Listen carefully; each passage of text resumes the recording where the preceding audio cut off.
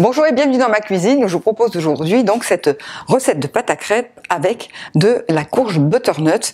C'est une idée qui me vient des États-Unis. Les Américains, même les Canadiens, utilisent souvent la chair de courge pour faire leurs pancakes et ils ont bien raison parce que ça rend la pâte beaucoup plus légère et ça lui donne aussi une jolie couleur orangée.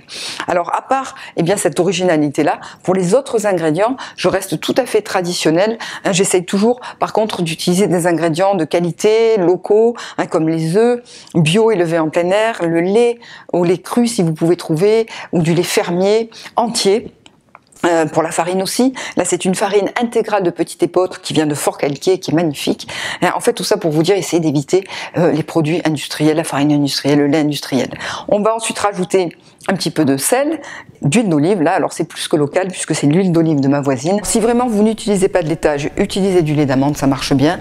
Et pour la farine, si vous ne consommez pas de gluten, la farine de pois chiche marche aussi pour cette recette. Voilà, maintenant on va pouvoir se régaler avec ces crêpes. Alors c'est parti.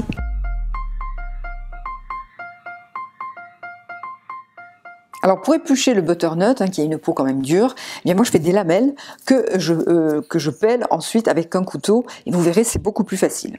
On va faire ensuite des petits cubes pour faciliter la cuisson, puisque 15 minutes suffiront soit à l'autocuiseur ou alors dans l'eau. On va obtenir dans des petits cubes, vous allez peser à peu près 200 grammes que vous allez verser dans un plat avec un petit peu de sel. On va commencer à écraser notre chair de butternut et rajouter tous les ingrédients en commençant par les œufs, ensuite la farine et le lait. N'hésitez pas à terminer avec un mixeur plongeant si vous obtenez quelques grumeaux et vous verrez, la pâte sera de toute façon bien fluide et homogène. Petite astuce, rajoutez à la fin 3 belles cuillères à soupe d'huile d'olive et vous allez voir, on obtiendra une belle texture lors de la confection des crêpes.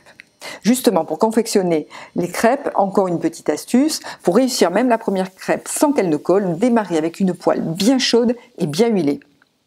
Alors quand vous voyez apparaître des petits trous comme ça à la surface de la pâte, il est temps de retourner notre crêpe. Et pour ce soir, je vais faire des crêpes complètes, tout simplement avec 3 ingrédients, un petit peu de fromage râpé, du jambon à l'os, et je vais déposer au centre un œuf au plat en essayant de présenter ma crêpe au carré comme on pourrait la déguster dans une crêperie. Vous pouvez bien sûr avec cette pâte à crêpes déguster toutes les crêpes sucrées de votre choix. Bon appétit!